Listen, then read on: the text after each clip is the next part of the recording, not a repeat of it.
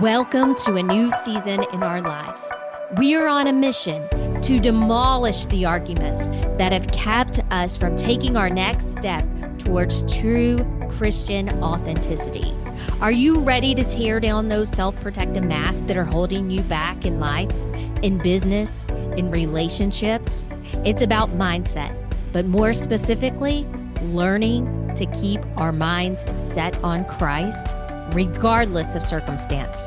This is the Mindset School podcast. I'm your host, Peggy Easterling. Let's be real, okay? Are you ready? Let's go.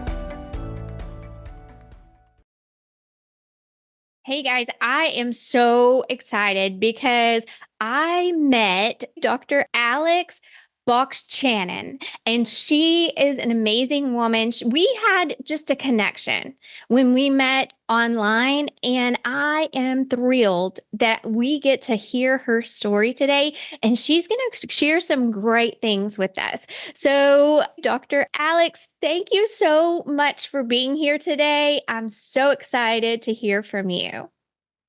Oh, very nice to be here, Peggy. It's been a pleasure meeting you a few months back, and I kept thinking about you, and you're such a sunshine. Your soul is really shining light. Would you mind just sharing a little bit about yourself with our audience? So, where do I start? I grew up in Poland. I moved to US in my 20s. I'm a medical doctor. I think being a mom changed me to a different person. At that time, I went deeper into my spirituality in many different directions, in a way. And it is very important as a doctor to be the person who sees the whole person and allows them to connect with all the tools that they had available all along, and also show them the tools that are most useful to them at the moment. And personal beliefs are a very strong part of healing and disease. Oh my goodness. I could go so many places with that statement because it relates to so many people I've met on the journey, how it relates to people's entire being as a person. And tell me about your story and how that has had meaning in your own life. So it may be strange to hear for some people, but after I had my second son, I had much heightened sensitivity to people's emotions. I could, if I was in the room with the person, I would just feel a lot of things they were feeling. And it was bad and good to it. Yes, it was good because if someone came in and they were telling me story, I could feel what's behind that, why they were saying all of it.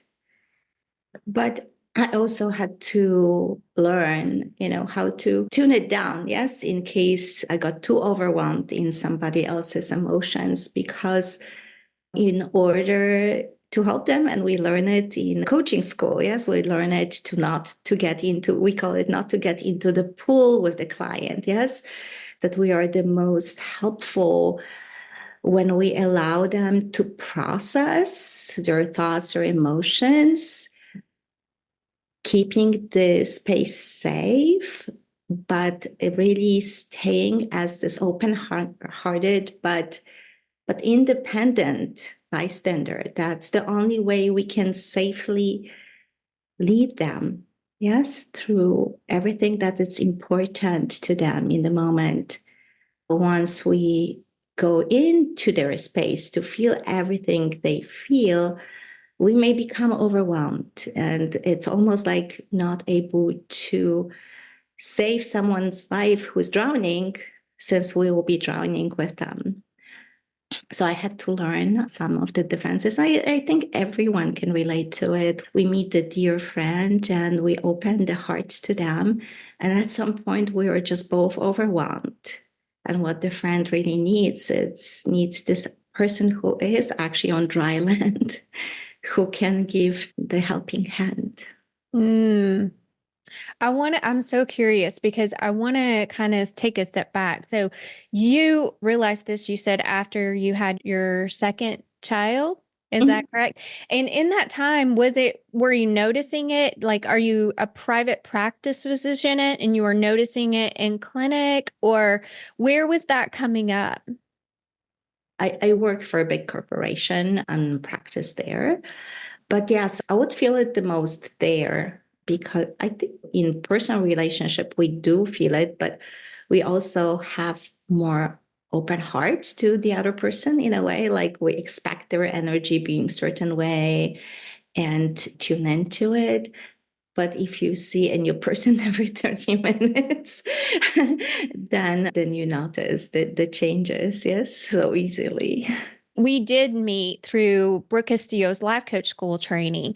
And she teaches us, like Dr. Alex mentioned, she teaches not to dive into the pool. So when we dive in, we get in the pool with them and we get in their mess and we get tangled and we drowned. We drowned in the things that she was saying. And you didn't want to drown. You wanted to lead others out of this space. And having that heightened sense of emotion can be your superpower, or it could be the thing that drowns you every time you have a conversation with someone, right? And so, how did you, in that moment of that heightened awareness, learn to channel that into your superpower that you kind of bring to the table now that you've gone through this training? I think honestly, on the beginning, I've done it to protect myself because diving into multiple people's emotions over the day can be very taxing on the body and on the mind and on the heart. Sometimes when I knew that I would see someone challenging,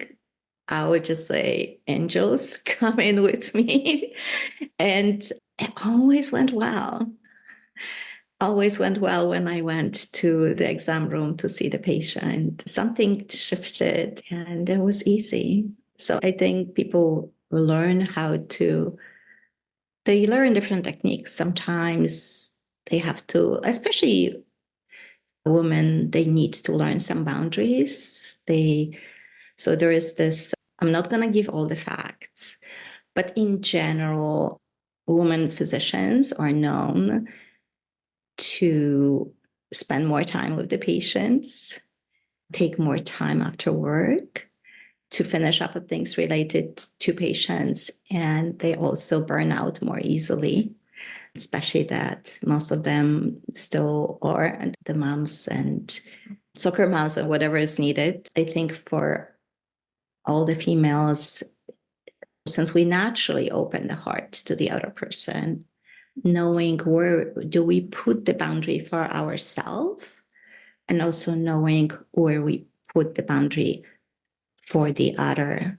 Not trying to be the nice girl, but again, as we were talking, when something doesn't feel right for us, notice that and find our own way out. Yes, I think any of us have been in a conversation with someone with any situation in our life when at some point we felt like it went too far.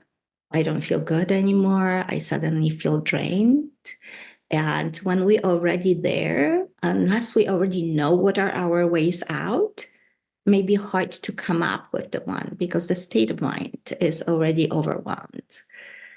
And again, if I go too far, some of it maybe sometimes with certain people that it is part of what we experience as children, that certain people have the right to dominate us. We have no way to completely assert ourselves. Yes, we just have to conform to in certain way.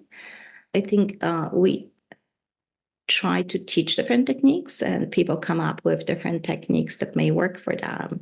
So one of them may be just time, like meeting someone that one knows that may be challenging. If it's for coffee or something business, just saying, I'm giving myself 15 minutes. Yes, 15 minutes. There's a timer or something like that, that I'm just going to watch the time. I'm just going to reassess where I'm at. Did it go the way that I wanted? Am I comfortable? How do I change the strategy for the meeting or for the encounter? So I think it's one of those. The second one is, how much do I agree with? A lot of us, I think, especially as moms, is we're like, child wants something or someone wants something. My kids would just laugh at me because mom says, Mom, again. I was like, yes. They didn't finish the sentence. And I just say yes. So how many times a day do we say yes to other person before we say yes to ourselves? So when someone asks for something, can we actually ask, would it give me joy? Yes. I think first, would it give me joy? Joy never lies. Yes. If it's the right thing to do, is it helpful to the other person? These are other questions. But would it give me joy? And I think when we say no, then we have to ask more questions. We have to ask more questions. Why are we doing it? Are we doing it because we think we have to, we are obliged to, people will not like it when we don't do it, or there is other reasons? It's wonderful. I want to go back and say to the statement about inviting angels into the office, I hope that I find a physician here close to me that will invite some angels into the practice room with me, because I believe in the supernatural. I believe that God does supernatural things, and I believe in angels, and that God gives angels charge over us. There's things happening in the spirit world. And I believe in the Christian Bible. That's my faith. And I believe that God has things for our future. And so I love that you invite angels into your room to help on the journey, and that you care about your patients so much that you say, God, strengthen me. I'm going to rely on your strength because I want to serve this person at the highest level. Because I think that's really when we go in and we look to serve people at that level, it's really when we're most effective. And so I love that part of what you said. I love looking at ourselves too and not saying yes to everything before we really count the cost and consider what we're saying no to, because I do just that way too often, because saying yes to one thing means saying no to something. And even when they're all good things, and it's very easy to get out of balance there. And it's very easy to put on boxing gloves and beat ourselves up mentally because we got it wrong, and spend time in that rumination of, I got this wrong. I've got to get it perfect as a parent, or I got this wrong. I've got to get it perfect in this relationship. When really there's grace and space and love for us in all of that.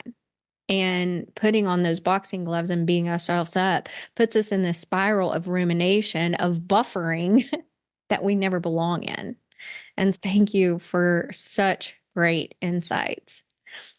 Dr. Alex, one of the things that I stress in my practice with the Mindset School and with my clients as a coach is authenticity. We talk about how we put on masks and hide behind them, and we don't show up as our authentic selves, and we want to be real.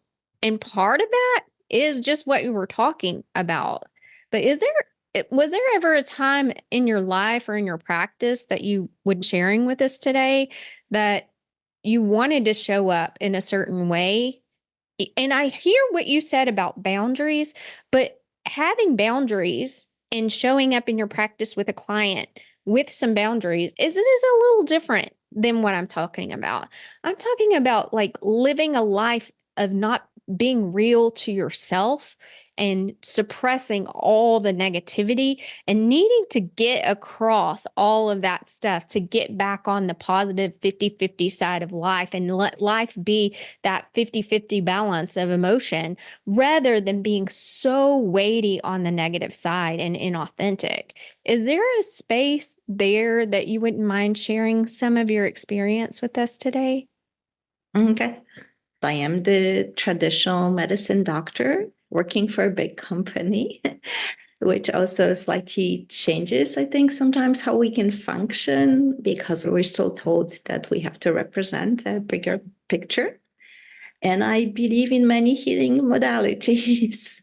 I am lucky enough that I practice in California, and even one of the counties that I practice in is actually known for people reaching out to alternative medicine before they reach out to traditional medicine. So a lot of people, and a lot of my friends, when they start feeling sick, the first thing they will call their acupuncturist before they schedule a visit with medical doctor.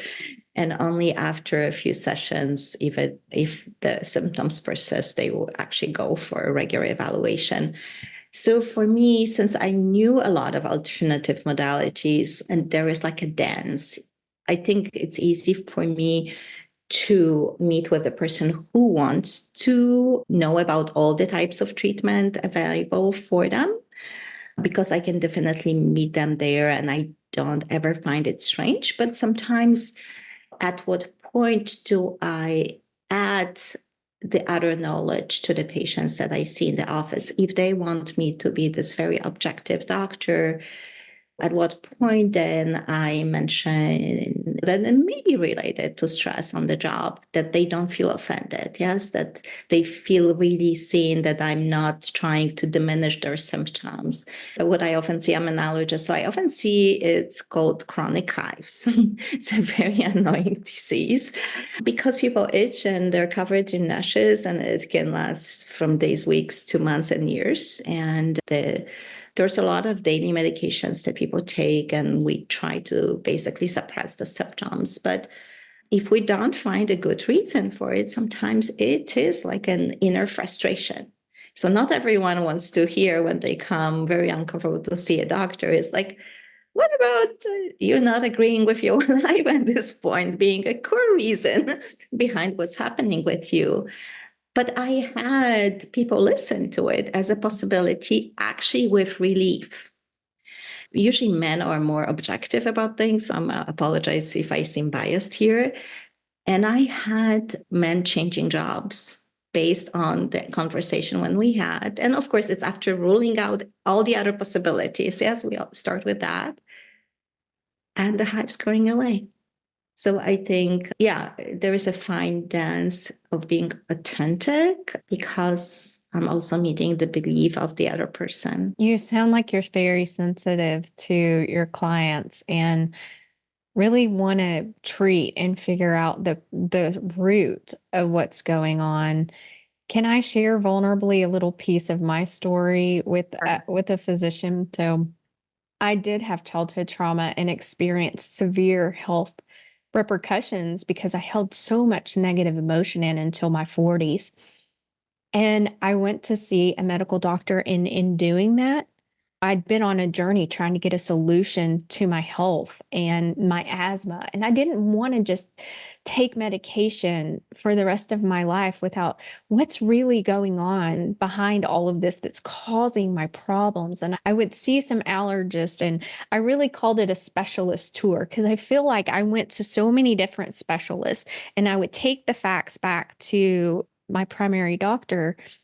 My primary doctor, when I told her of my frustrations of being on a medical tour but not getting solutions, I had tears. I was so frustrated because I couldn't physically breathe. And I was so frustrated. And and I was seeing a counselor, and I had unpacked childhood trauma, and she diagnosed me with depression because I had emotion in her office. And I was so frustrated. I was like, are you serious? You think I have depression because I had one emotion in front of you? And I was not okay with that. And I was like, yes, you need to treat the whole person, but just because I have an emotion in this moment, it doesn't mean that I'm depressed. And I say all that to say, I was willing to go on whatever path she wanted me to go to show her that it wasn't that. And I even went and saw a psychiatrist, and he was like, no, I don't think you do have depression. And I was willing to do that. But it ended up bad between us. And I had to leave that relationship with the doctor because I don't think that particular doctor would say that it was okay to have emotion. And that was my whole problem. And that negative emotion that I had for 40 years, I was still on my journey to heal all of that from the inside out. Those suppressed thoughts and bring them from my subconscious to my conscious and heal all of that. And I was seeking something outside of traditional medicine if it was available. I just needed to breathe regularly. And I tell you that story because listening to you have compassion for your clients right where they're at. Maybe that is exactly, I just needed a doctor to care. And it sounds like you care so much for your clients. Peggy, you were in the healing moment. I think in the convoluted way, I think most likely whatever happened was the best thing for you, because as you showed this emotion and it was not seen for what it is, it was not seen for this is what needs to be healed. It made you stand up for yourself. It made you realize, stand up for yourself, say, I know I need help, but I can only be helped by a person who sees the whole me and accepts me for whom I am at the very moment, and whom I am at the very moment. It's going to be different today and a month from now and 5 years from now, because look at you. You do so much beauty in the world. And if there was not for all that happened to you on that journey, we would not have the beautiful you in front of us sharing your beautiful messages. Thank you so much. Thank you. And whether I realized it in the moment or not, I needed to believe that even when someone else didn't believe me, I didn't need them to validate who I was as a whole person. You're so right. That's so good. You were saying in your corporate space and showing up authentically. Is there a specific story or something that would be helpful today about your journey that would help the audience see themselves maybe from a different angle today? Wherever you are and whatever you think that space you are in, or people you are in, or organization you're in is, still bring in your authentic self, because you never know. Even if it seems that the place may have specific idea and agenda, it still benefits from everyone bring their own spices to the sauce. Because even as you mentioned, if all the doctors were the same, if they all followed the same protocol, and we need to follow the protocols, if we meet one doctor and they don't see us for whom we are, that will be end of the trip. So if you go somewhere and you work with any person as a client, for example, if that person doesn't see you for whom you are, there is another person who will. So when you do your job, be yourself, and the right people will be in front of you. The people whom you can help the most will be in front of you. And when you are the client and you don't click, that's not the end of the world. Go to the next step. And you can do all the rational ratings and grading system. And of course, we all go by referrals. But no matter what someone else said, when you're in that room with that person and you feel safe, you feel taken care of, you're hopeful, you're joyful, those emotions never lie. This is the right person for you. So good. But if you quit and you give up because you think it's hopeless with the doctors, you'll never find the right fit for you because you're thinking that thought, this doesn't work or something similar. Yeah. So good. So you said that the people, they need to follow the protocols and they also need to be themselves and be themselves and bring their spices to the sauce. I love that. A lot of my friends think I'm spicy. So bringing our spice to the sauce, there's so much value in that. But what if they don't even know if they're salt or cinnamon? How do they show up and be real if they don't even know their real self? What would you suggest, Dr. Alex, that they start? How do they launch themselves into figuring out what are my spices that can spice a sauce? What do I even have to bring to the table? Can you help us with that question? I think it can go on many levels. One simple thing is, how do I behave or what do I do on my own time when I'm surrounded with people that I chose?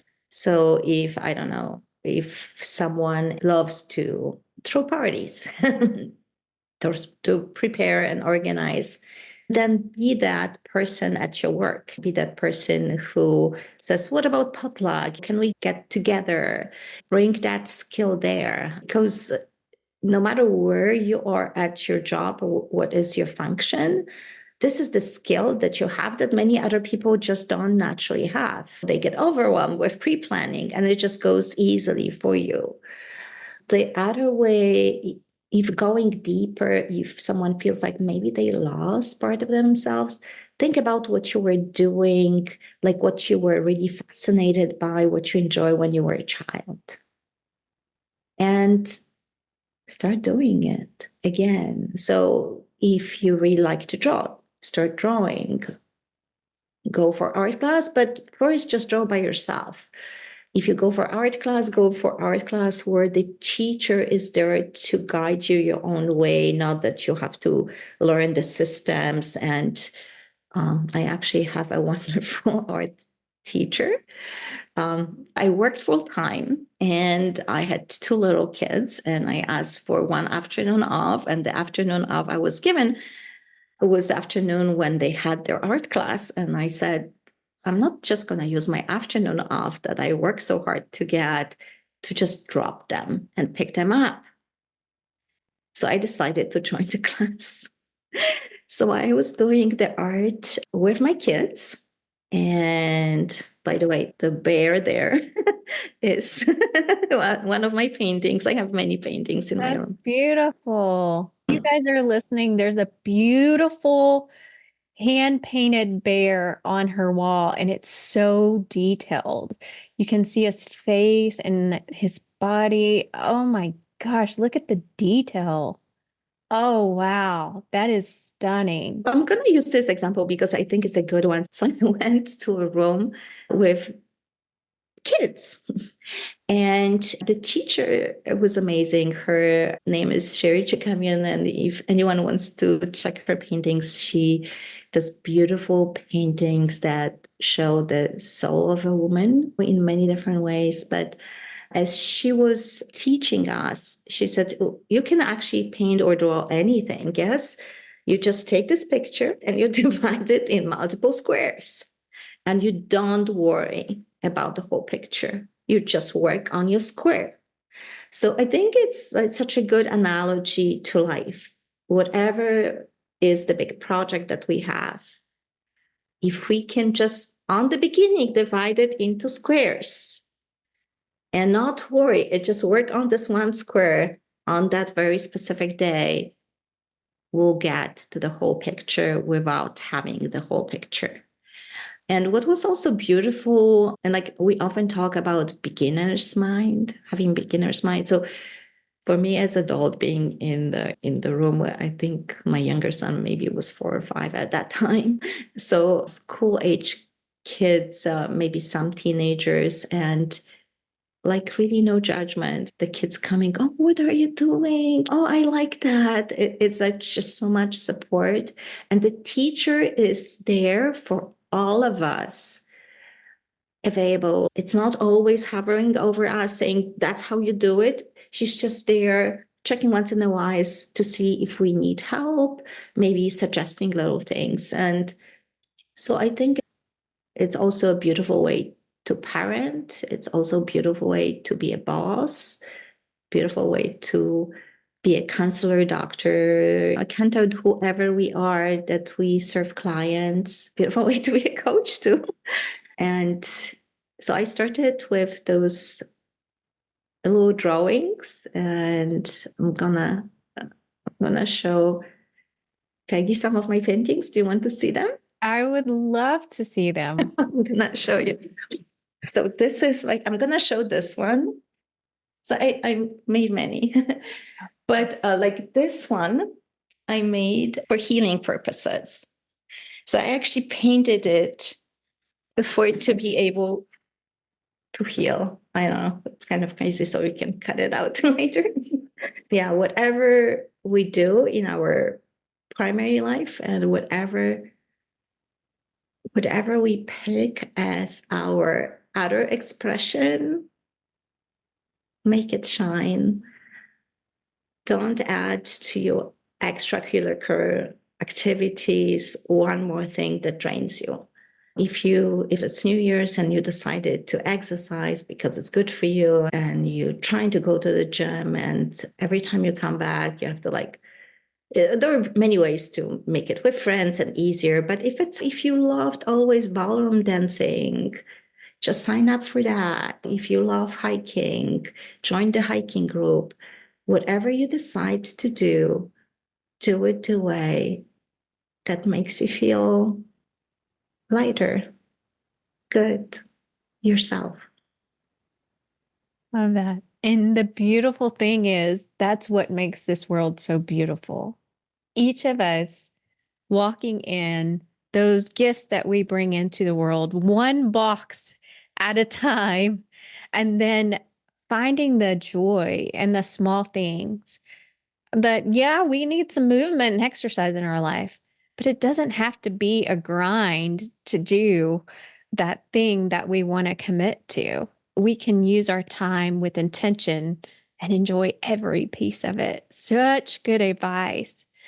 Is there anything else you would like to share with the listeners today? I think for many of us, when we look for our goals, when we make all those commitments for the New Year's, we think about what we should do and we focus so much on that.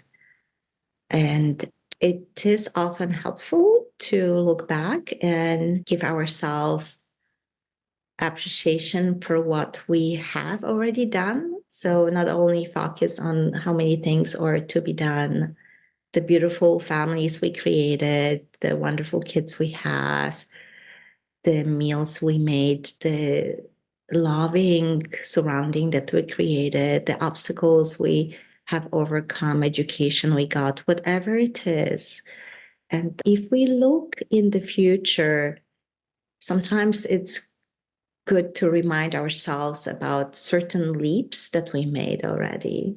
So for myself, I graduated med school in Poland and I came to US. I had 2 duffel bags and I had $2,000 with me and dress of my friend.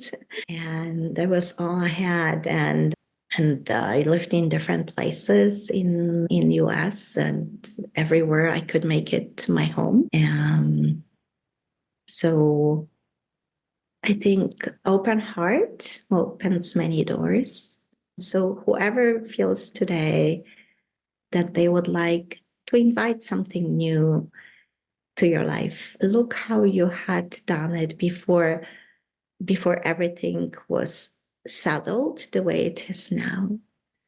And that may be one of the ways to invite more joy to your life, more love, or as you said, Peggy, more authenticity, because authenticity, it's not necessary for looking forward and trying to find it. Sometimes it's going back and finding it again. Yes, finding what was genuinely us before we decided that there are a lot of things we have to tend to, a lot of duties, and I think our kids, our friends, they will all, and our clients, whatever we do in life, would all enjoy seeing the whole beauty of each one of us. I'm just taking all that in. That's so amazing. Your story, where you started to where you are now, it's just hearing that part is an inspiration. Thank you for sharing that with us. Wow.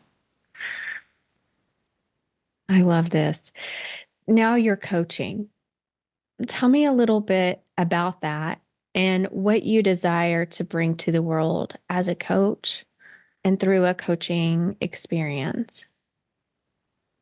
As a coach, I would like exactly that for my clients to find themselves again in case they feel lost. But even if they don't, there's most likely still the sleeping giant somewhere inside of them that wants to be woken up. And I think sometimes people have this guilt trip that if I do something for myself, it will affect others. But what if I do something for myself? It's gonna actually gift others. Gift with you being more happy, more authentic, and also bringing so much more to the table. So I would like to create the space where people can dream. They're maybe not wildest, but the most dear dreams, and work with them together on one piece at a time in a safe space, and together with them become even more whole person. I would like to journey together. Yeah. I love that. I love that.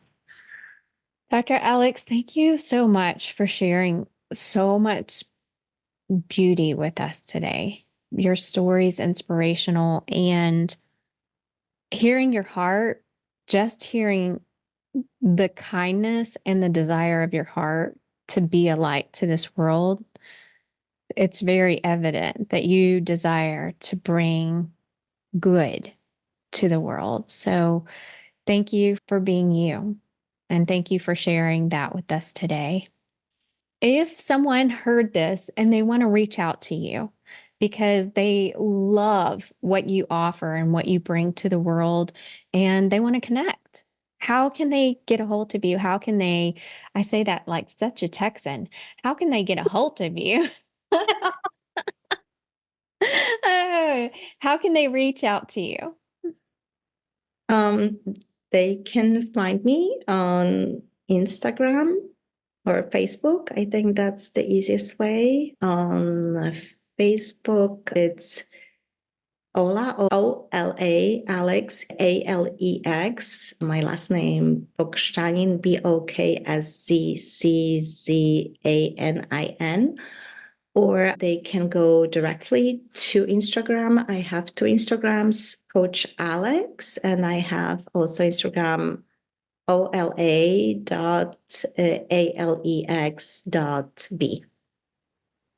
Awesome. And we will make it really simple for you guys.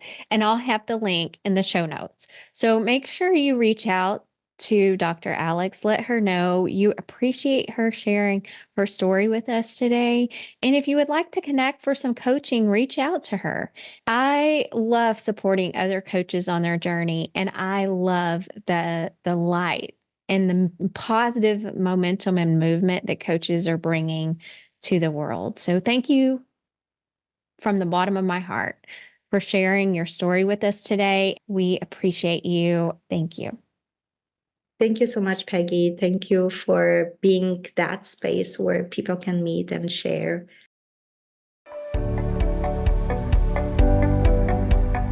Thank you for joining me today on our journey towards Christian authenticity and a Christ-centered mindset. Remember, the masks that we wear not only hide our true selves, but also keep us held back, living small in life, in business, and in relationships. As we wrap up, I invite you to take a crucial step towards your breakthrough. I created the Breakthrough Quiz just for you. Head over to themindsetSchool.net/quiz and dive in to discover a guide to move you closer to your authentic self and renewing your mind God's way. Until next time, let's be real, okay?